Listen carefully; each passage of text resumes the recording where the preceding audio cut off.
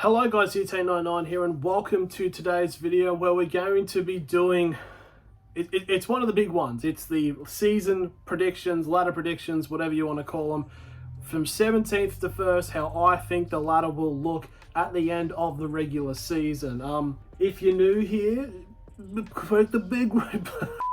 Obviously, NRL season coming up. We'll be doing a lot of streams, especially next week when it comes to the preseason / Super League. So, best way to get notified is if you just press subscribe if you want to. If not, that's understandable. But yeah, without further ado, let's start with the teams. Starting off with the Wooden Spooners for 2024, there has been a couple of teams that have been in my list, which have kind of been moving up and down, but I've gone and decided that I think the Canberra Raiders will be the team that comes last in 2024. Obviously, the team actually did end up making the top 8 last year, gave the Newcastle Knights an absolute run for their money in the elimination final, but going into 2024, obviously coming off the back, they've lost Jack Whiten, he is now at South Sydney.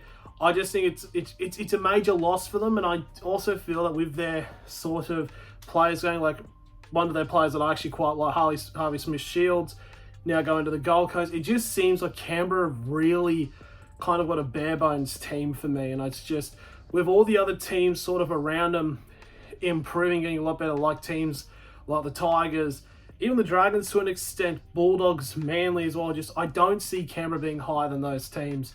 And so that's why I've decided to put them in last place. And it kind of lines up with my bold predictions video where I've said that I believe Ricky this will be his final year as coach.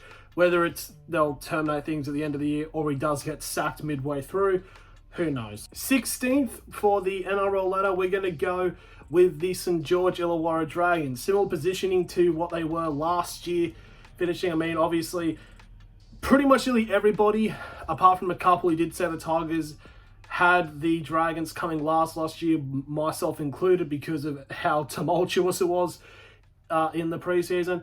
I will admit that their preseason's definitely been a lot better and a lot less tumultuous. But I just think that all the pressure is going to be on Ben Hunt again. There's not really anybody for them to step up. I do like, they have signed Faitala Mariner.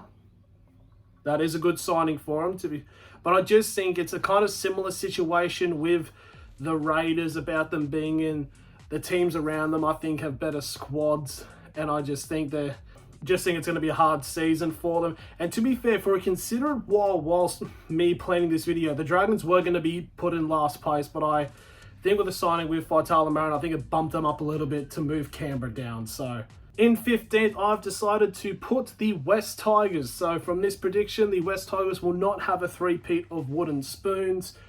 Now, just a bit of a side note question. If the Tigers were to get the Wooden Spoon this year, would this team be worse or when the Knights did it a couple of years ago? Which would be the that's a poll. But the West Tigers, I feel like they've gotten enough players, good players to bump them up. Like Justin Olam, I think is going to be a big signing for them. It's just the Tigers fans, I feel, are just going to weather the storm just for one more year. Fresh start for the club. The board's gone. Benji Marshall's in as coach. So I think it's very much probably one of the most positive pre-seasons the Tigers have had for a considerate while. And yeah, obviously you just got to weather this for the next year. Then you got Jerome Luai coming in 2025. And with Benji Marshall being as a coach, it's going to be attracting players. So we could definitely see the Tigers go up, further up on the ladder. So it'd be good to see. But I just think they're not there yet in terms of trying to challenge for the top 8, though. 14th position, I feel like this is one that is going to be sort of controversial, but I'm going to go with the Parramatta Eels. Now, kind of in the same leanings of I think a bunch of other teams in similar positions have better squads, but it's Parramatta really just haven't done anything, I feel, this off-season. I don't know if that's just me and not paying attention, but it's just they haven't really improved anywhere that I can see. I do feel that they finished a lot higher than they should have last year, because there were some games where they were absolutely dreadful, but then by some miracle, and sometimes was by refereeing being a bit silly, in some games they kind of bailed them out and they had their season going a bit longer before they finally were out of finals contention. But yeah, I just think that I do see them in the bottom 4, unfortunately, for Parramatta. Now for 13th place, and I'm going to go with the North Queensland Cowboys. Now, Cowboys have brought in a couple of new players, one of them being Jay Clifford, formerly played for them, also played for the Knights back in the day. It was a bit tumultuous because, you know, it's like, you know, oh, the Knights took Ponga, now they take Clifford. But, yeah, kind of just similar situations with Parramatta and the Tigers. I just genuinely feel that squads are better around them. And it's kind of just been the thing, like, well, the Cowboys from the prelim back in 2021 and just had a bit of an off year, only just about missed out on the finals on the final week. But I just feel those teams in around that area have just gotten a lot better, and I just think the Cowboys are going to miss out, unfortunately. 12th place, I'm going to go with the Canterbury Bulldogs. Now, again, I know the joke's going to be a utility, but I do think that the Bulldogs do have an actual alright squad. I think they will improve there. They won't be in the bottom 4. I just don't think they're there yet. Next year, if they keep going with this progression of making good signings, they should be good and probably will be challenging for the finals next year. But I'm excited to see how Kurt Mann goes. I actually think he might go really well at the Dogs. Anyone who says that's a mid-signing, no ball knowledge. But no, I think it's going to be very exciting to see. Obviously, you've got players like Stephen Crichton, Jamin Salmon. I think Jamin Salmon actually is going to be a really good signing from. Even Curran, I think, could have some impact off the bench. Connor Tracy, yeah, pretty good. I think it's actually, like, honestly looking, it's a pretty solid team. I just don't think they're going to be there just yet. 11th place, I'm going to go with the Manly Sea Eagles, pretty much in like a similar position where they've been for the last couple of years. Very excited to see how Luke Brooks goes. Alongside of Daly Cherry Evans. He's out of the Tigers and he can now prove that it wasn't his fault for his performances. It was actually the tumultuous Tigers during that stretch and run, to prove that he was kind of made the scapegoat when it was kind of a whole team thing. But I'm very excited to see a bit of tumultuous around currently with Josh Schuster. Don't really know what's going to happen with him this year. But yeah, I do think Manly are going to just stick around the same sort of area. 10th place, I'm going to go with the South Sydney Rabbitohs. Now, this is definitely one that is a controversial pick because a lot of, obviously, they've signed Jack White now, so on paper, this is a team that will make the finals, maybe even challenge top 4. But we've been saying this a lot, especially with last year, and it's like when things are good, it's great for Souths, but when things are not good, it turns really bad.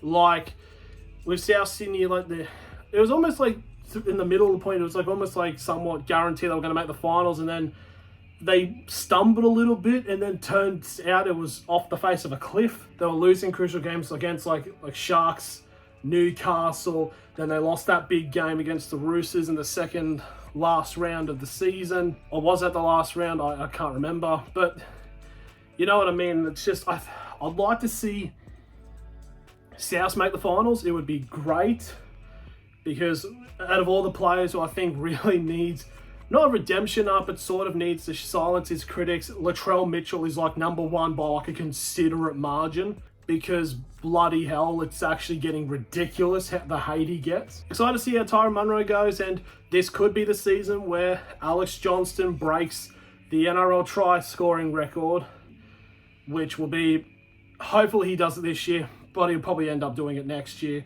if he doesn't do it this year. But I just don't think the Souths have gotten enough to prove to me they'll make the finals. 9th place and just missing out on the finals, I'm going to go with the Cronulla Sharks. Now, this is a team for the last couple of years, they've been going down a bit of a downward spiral. Came second in 2022, then proceeded to lose both finals matches, and then they finished 6th in 2023, and they lost their elimination final match to the Roosters. Now that we're at 2024, and I honestly feel like, in a sense, I honestly feel Connor Tracy leaving might actually be a bit significant, I think. And it's just, but I just feel when it comes down to, like, they'll be in contention for ages, but when it comes to like the final couple of matches, I don't think they're going to have enough to just creep into the finals. Now, 2025, I think they'll be able to bounce back into the finals, but this year I just don't think they will. 8th place, I've gone with the Dolphins. The Dolphins in the early part of 2023 really actually scared a lot of people because of how decent they were actually going. Like, they'd won all of their first opening matches, and then they lost to Brisbane, but then it was still continuing. Then about the midpoint of the season where, you know, the wear and tear comes in, they kind of nosedived, but still had a very respectable season. This year, I think they're kind of putting chips down to the finals push. Herbie Farnworth and Jake Averillo, I actually think are going to be solid signings for them. And I just think they're going to be able to sneak it in. It might be probably going to be that battle between them and Cronulla, but I think the Dolphins will be able to creep in and make their first ever final series. 7th place, I have gone with my team, the Newcastle Knights. Now I know what people are going to be mentioning. Yes, Dominic Young he's such a big loss for us. Like, I will admit that it is, of course, it's a sizable loss. Like, he scored 25 tries last year. He's going to be missed. But I don't think the Knights are going to be in that bad of a state. Or at least I hope so, because you've still got that left side, which was very dominant last year, especially during that run where, you know, you had Marju, Best, and then you had Lachlan Fitzgibbon in there as well. Obviously, now Lachlan Fitzgibbon's gone over to England, to Warrington. So I believe it's rumoured that Tyson Frizzell's going to move into the left, so the right opens up for a cheeky bloody Kai Pearce-Paul. And be excited to see who does slot in next to Gagai on the right-hand side on the wing. I do think it should be Tom Jenkins. I think probably he's going to be the best one. Would like to see someone else maybe come in and step up. Christian Mapapalangi could be a good one, and Ari Tawala as well. He's a very good replacement. I think you've got a couple of options, and then of course you've got Kalen Ponga, who it's like, it's weird how it's like this contradicting argument of like saying Kalen Ponga carried the Knights last year, but Dominic Young's such a massive loss to them, and now they're gone. It's like, but we still got Kalen Ponga. So I do think the Knights will be right. I will admit I had them a little bit higher, top 4, but I do think it's like 7th is a bit more of a respectable place. So they'll still make the finals. So 6th place, I've gone with the Gold Coast Titans. Now, I honestly think on paper, the Gold Coast Titans actually have probably one of the best squads. All the squads that are going to be fun to watch. Obviously, Brimo's now had to move into centre, so we're going to see Jaden Campbell fullback for the whole season. Oh, it's going to be lovely. Alafinia Khan-Pereira. How he wasn't even in the running for Rookie of the Year? Ridiculous. Absolute gun. And of course, we got to talk about the most important player, Beau Fermor, returning from his ACL injury. I remember Fox League put up a thing saying, like, out of the players, like, who are the most fit, Beau Fermor was number 1. Coming from when his like knee went badoof, he's the fittest player. And you know, also you got like Tina Fasua-Malawi, you got David Fafita, and if David Fafita full on has a very consistent season, I honestly think it's not even that weird of a shout for, say, Titans top 4. But I'm going to put them at 6. They'll have a home final. It'll be good to see. 5th place, I'm going to go with the Sydney Roosters. Now, yeah, it's kind of like you can kind of copy and paste the same thing I said last year about how it's like, oh, they have an alright team, but then they bring in one big player like Brandon Smith, and it's like everyone expects them at the top, and I don't feel like they're going to be in that sort of role.